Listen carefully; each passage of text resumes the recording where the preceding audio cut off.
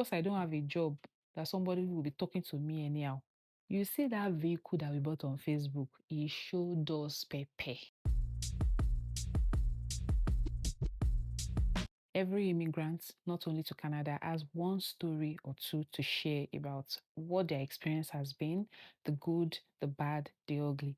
Some people have it so easy when they come abroad, but for some people, my family included, it was not easy for us at all. Initially, when I started my channel, I started with explaining why it took us 3 years to come to Canada. If you're new here, my name is the first corner. Please don't forget to hit the subscribe button. On the 9th of September 2022, my family and I landed in Canada after an almost 23 or 24-hour flight from Nigeria. I can remember that day like it was yesterday. Prior to coming to Canada, my husband and I both resigned from our places of work. I was working at the bank. The funniest thing was that I had just gotten a promotion in August, but I had to resign in September. And my husband also had to resign from his place of work. So we were jobless, coming to a new country for new opportunities. What we just did was we had what they call the forme that we got from the bank. We were able to fund our visa cards with $4,000 each so that it would give us a soft landing when we get to the country for accommodation, feeding, just before we get jobs. My husband has a friend in Calgary who was graceful enough to pick us up from the airport and also accommodate us till we got a place of our own. So when they picked us up from the airport, just seeing the country, my husband has been out of Nigeria before, but for me, this was my first time leaving Nigeria. When we got to their place, because of the jet lag, we were so exhausted, we slept for hours. And because our body was still adjusting to the time in Nigeria, we found out that for the first few days, we were always sleeping when people in Nigeria were sleeping. And during the time that Canadians were sleeping, all our eyes will be wide open because we didn't get sleep. After a few days of resting, we had to start application to open a bank account, to get our PR card, to get our SIN, all the documentation that will make it easy for us in the new country. I was not really a sneakers person before I left Nigeria, but I was told you need to put on sneakers and all those kind of things. So I bought sneakers. I think I bought the sneakers around 4,000 or 5,000 naira at the time. And then that was sneakers I wore at the airport till we got to Canada. 3 days after we got to Canada, on this fateful day, when I went out to the porch to pick up my sneakers, it was nowhere to be found. I started asking people in the house, please, can you find my sneakers? They said they could not find it. So after some time, our hostess had to lend me her sneakers and we had to go to the store to get another one. Because we just got back from Nigeria, anything you do, anything you buy here, you're always converting into Naira. At the time, the exchange rate was like 550 Naira to $1 Canadian. And when we got to the store, we were just seeing $30, $25, $35 sneakers. And my husband and I were looking at ourselves that, is this sneakers that we'll start buying when we don't even have jobs yet? But we had no choice. We had to buy the sneakers. So, and since that time, I didn't put my sneakers on their porch again. I will take it off and then put it somewhere that will not stain the house so that they won't steal it again. When our host came to Canada, they were staying in a one-bedroom apartment in downtown. And because their family was expanding, they got a two-bedroom flat. Then they told us that they still had like 6 months left within their lease. They could inform the people that rented out the apartment to them that they had people that would continue their lease. But when we got there, they told us that because we're new to the country and unemployed, they couldn't just allow us to pay 1 month rent. Ideally, if you want to rent an apartment in Canada, I don't know about other places, but if you want to rent an apartment in Canada, you give them your employment history, the history from your previous landlord, and they would also request for 1 month deposit. That would be like a security deposit in case something spoils in the house during your stay, and then 1 month rent. But these people told us that because we didn't have any previous landlord, neither did we have any job in their country, they couldn't take the risk of just collecting 1 month rent and 1 month security deposit. So we had to pay 3 months rent and 1 month security deposit. That's equivalent to 4 months rent. So paying 4 months rent from the money we came with was a lot for us. We moved into the house, I think 10 days after we got to Canada, where we stayed in downtown.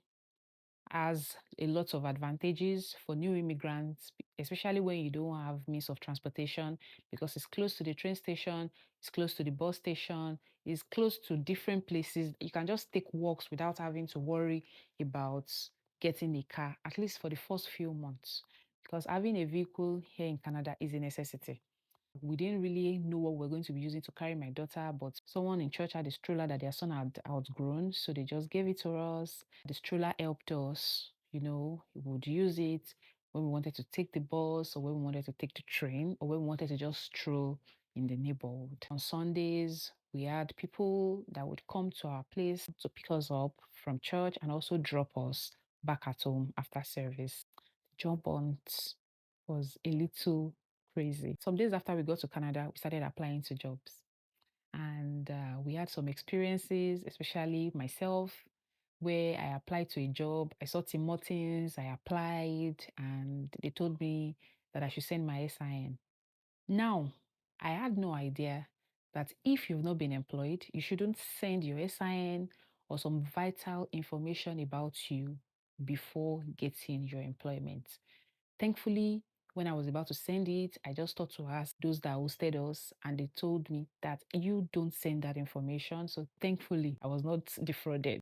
So I applied to a company whose name I'm not going to mention because of what I want to say about them. So I got a job there. I can remember vividly. My birthday is the 28th of September, and on that day, we were out and about on my birthday. We went to the Calgary Tower, and it was there I just got an email that I'd gotten a job with that company. I was so excited. Oh, finally, God has done it. And because my phone that I came with from Nigeria was not really working with lots of applications that they use here, including my bank application. So we just said, "Ah, since you've gotten a job, you can get another phone." Those kind of things. We're so excited. And I was told I will resume 2 weeks after I got that message.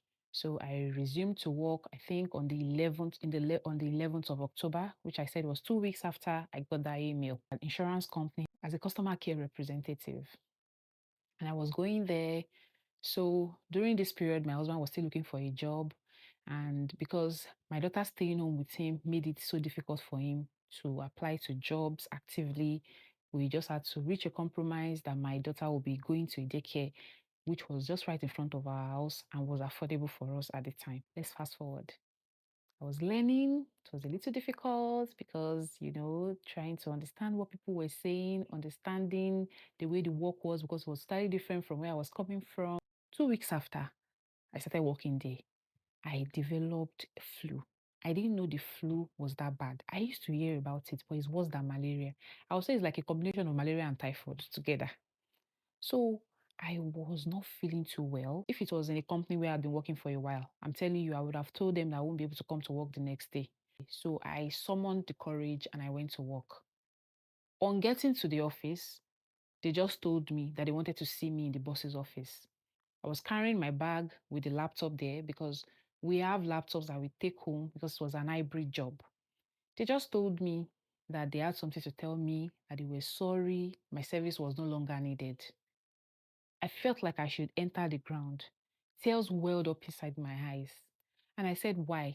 They said they just felt that it was a probation period and they were sorry, that they don't mind getting an Uber for me to take me back home. I was like, why? Why? They said they were sorry. Can you just give us the bag and the laptop? I'm telling you, that was how I lost that job after 3 weeks. Remember, I said our daughter just got enrolled in the daycare and my husband was still actively looking for jobs. So I told them that I was not interested in the Uber and I took a train back home. That train ride was one of the longest train rides I've ever been in. I cried and cried and cried. I felt like if I felt like a failure, I felt like I was not worthy enough. I almost slipped into depression. If I had not gotten a job, I think I would have been better than getting that job and then being sacked. It was, but I feel thinking about it now, I can smile. When I got home, my husband told me that I should not worry, we'll be fine. My husband and I had to go to the daycare to tell them that we're both jobless. Our daughter will stay there for the next month. But if we don't get a job by the end of November, she would have to leave the daycare and stay home with us. He was doing some training, they have lots of all these NGOs that help new immigrants, train you on how to work on your resume, on how they can just give you jobs, not jobs that you would want, but like just jobs that you can manage temporarily. So my husband got one job. They call it something manager. So my husband said he would take that job. And the funniest thing is that those jobs, they have the shoe you must wear, they have the bonnet you must wear, and the apron you must wear. So he brought them home and he started working the next day. When he went to work and he got back from work, he was in body pains. He told me that the work only had that name. The work actually involved you sweeping, mopping, cleaning the walls. After 3 days, his body couldn't take it any longer. So we both told ourselves that, you know what? We know we came with a lot of debts because we came with millions and millions of debts. We both told ourselves that, see, it's November because I lost my job in November. If we don't get a job by the end of this year, we are all going back to Nigeria because, the funds we came with, we had almost exhausted them. And the only saving grace we had was that we had paid 3 months' rent. So we had paid for the month of September, October, and November. We started praying and intensified our job hunt. I applied to a series of jobs. Most of those companies did not call me back for the interview. Yes, there are some of them that called me back, but they were industrial areas and they required you having a driver's license or even having a vehicle for a stipend. Though my husband just thought to himself that probably he should go and do a driving test and get his driver's license because most of the jobs he was applying to were requesting for a class 5 driver's license. To the glory of God, he passed the driving test on the first attempt because we have lots of people that do the test twice, thrice before they pass it. So he was fortunate to pass it the first time. And then he started applying to jobs. And some of them will even ask if you have a vehicle. I can remember the job he later got. They asked him if he had a car. And then he told them that he would get a car. Now, to the story of the vehicle we got. So we went on Facebook Market that since he was going to get the job if he had the vehicle, he went to Facebook Market, he got the car, he got the job to the glory of God. He got the offer to resume in December, I think a week after his interview. My own case was a little different. I had to start reaching out to people to assist me to build my resume. People that are actively looking for jobs, you have to learn to leave your comfort zone. I had to leave my comfort zone to start asking people on LinkedIn. Now, when I was on LinkedIn, I found out that there will be some people that they will say, this person works so place, but you've both worked in the same company before. So I saw someone that we had both worked in the same company back in Nigeria. So I reached out to her and she sent me a resume and told me to work on it. So when I checked the resume, I realized that most of the things that she had done in Nigeria was what I had also done in Nigeria. I actually tried my best. I tweaked the resume to make it look so different from hers. I reached out to her that I had used her resume as a sample and I sent my own to her. Do you know that she sent a very nasty email to me and called me all sorts of names and told me that I had plagiarized her resume and she regretted sending it to me. And if anything should come up in the future, I will always remember that I didn't do anything by myself. I only used her resume. She said all sorts of things. And then I was so sad and down again. Like, it's because I don't have a job that somebody will be talking to me anyhow like this. That was how I felt at that time. And I told myself that, you know what? I'm not going to use this. I'm not going to allow this to deter me. This will even be something. So I ignored her resume and I worked on my own. I worked on my own for hours. I can remember that I did not eat breakfast and lunch. I sat on the same spot and I channeled all the energy I had to make sure that I perfected my resume. And I used this resume to apply to jobs prayerfully. She told me that if I work on the resume, because a beggar has no choice now. I eventually sent that updated one to her and she was like, oh, you did well. I will refer you to my company and I pray to God that God. I don't want it to be that it's only this lady that will tell me that yes, I will get the job that she's referring me to, but I will get a better job.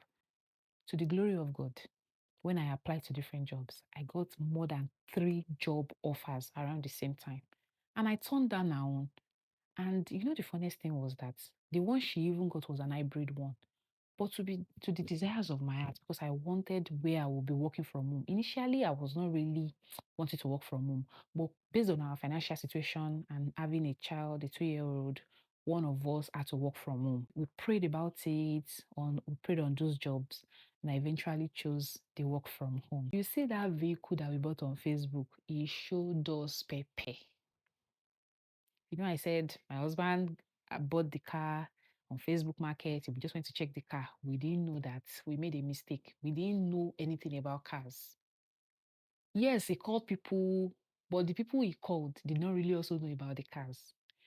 If we had to turn back the hand of time, we would have gone with someone that knows a lot about cars in person, so that the person will be able to check everything. We bought the car close to winter because I think because around December, so the winter was already starting. My husband will go to work. One day he went to work. The heater worked for like 2 weeks. On this fateful day, he was going to work and the heater stopped working. We thought it was just like a normal thing that we'll go to the mechanic. When we got there, we spent hours and thousands of dollars. The mechanic told us that this is a very old car. This is a 2003 car. He looked for it. We spent hours. We're now in and out of the mechanic shop in Canada that you are spending dollars. We spend hours there. It will work for 20 minutes. It's to stop again. My husband will drive like 30 minutes to and fro. And he will have to park his car outside in the deep snow. He had frost bites. The funniest thing was that because we were trying to pay back loan that we had borrowed back in Nigeria, he was also doing delivery job in the cold. God bless him. Because, when I was writing this draft, tears almost welled up in my eyes, thinking about what we both went through and where we are today. Because there are some people that had it so tougher, but we almost gave up. That's just the truth. There was a day that he even went to deliver food. He parked outside and they still gave him a ticket. Just series of things. In the cold, we had to put on our jackets and our gloves inside the car with our boots. Because when we were looking for job, I can remember that when my husband and I were looking for job, we would always walk. There was one day that we were both jobless and our daughter was in the daycare, and my husband and I wanted to go and buy meat in bulk from the north side. And we wore these boots that we get up and we both slipped and fell at different times and we hurt our butts. Just sleep. We say, "Pooh, baby, I just sleep. Sorry." Then the next person will sleep because of the ice there. So the car really put us through a lot. It really put us through a lot during that winter period. But here we are today by the grace of God. Just after some months, we were able to get a new car. Yes, in Canada, when you talk about a new car, it doesn't mean that you just say, "Oh, I got a new car, I paid it off." No.